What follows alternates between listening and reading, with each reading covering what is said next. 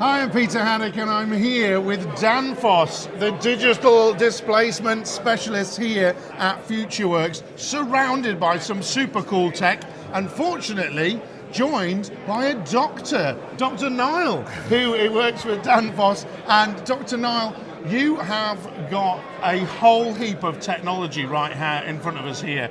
We're going to have to speak up for the camera, Sure. but tell us what it's all about. Sure, yeah, well, I mean, starting here, what I've got is the digital displacement pump. And this is a radical departure from a conventional hydraulic pump you would find in the centre of every excavator in the world. And what's great about it is its energy efficiency.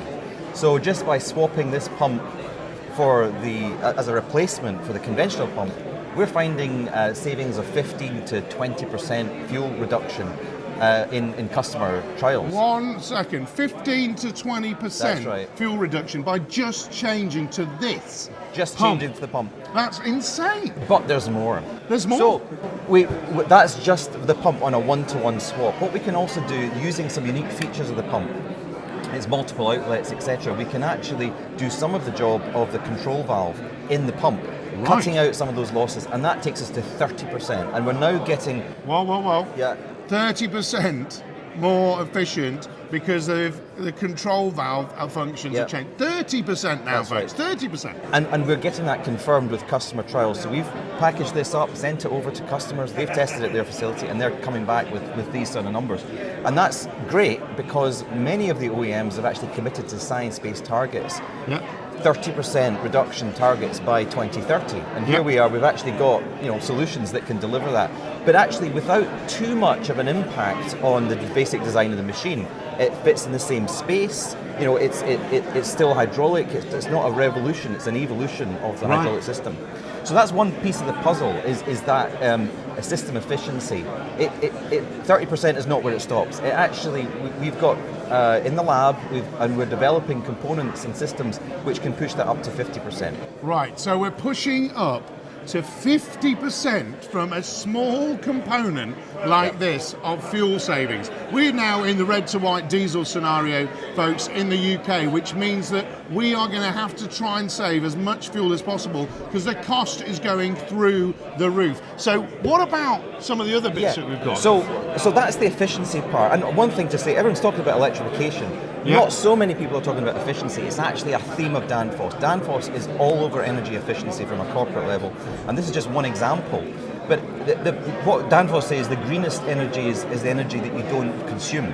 Correct. But that generates not just CO2 reductions, but cost savings. Yeah. And so with energy efficiency, you can have solutions brought to market that actually pay for themselves, maybe in 2 years. But now with red diesel prices going up, that's a pain for the industry.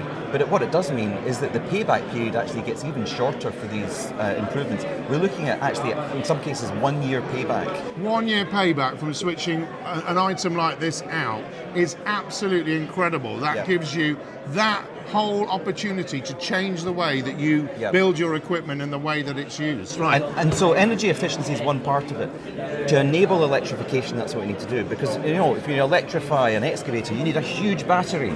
Yep. And this is the technology that you need to electrify. This is the Editron inverter and Editron electromotor. These are the most efficient machines in their class. And this machine is designed from scratch for the off-highway industry. It's very rugged, it's environmentally tolerant, and it can replace like for like a diesel engine. Same torque, same speed. Right, this is really important because if you're going to literally switch out, like some people are, from a diesel to an electric engine, if you can switch that out and deliver the same things, you haven't got to re-engineer your product at all. And you've also got longevity because if you want to take that out and maybe send that machine in a second life out to another part of the world where they do need diesel, you can do that, so that actually gives value to the asset itself. Inverters, folks, so important to actually pull the energy into the batteries so that then we can actually charge them up faster and do more work. And what's the great thing is, once we add energy recovery to this, which is a coming soon feature, what we'll be able to do is actually recover energy from the system, lowering the boom, for instance, and give it back to the motor, and it can put that back in the battery. So you can actually do what you do in your electric car. When you're going down a hill, you recover the energy. Well, we're developing systems that will enable that as well, further extending the range. So hydraulically enabling recovery of power from very clever valves, I'm sure, as well, and very clever hydraulic systems. But fundamentally, this is what I wanted to do, come sit down with Danfoss today and Dr. Niall, who's worked very hard to become that doctor, because what he's doing is he's helping the industry to work even harder to get towards electrification, but also to get towards reducing emissions and fuel burn in the first place, so we're all more environmentally friendly. Thank you very much, Dr. Niall. Thank you. Great to see you.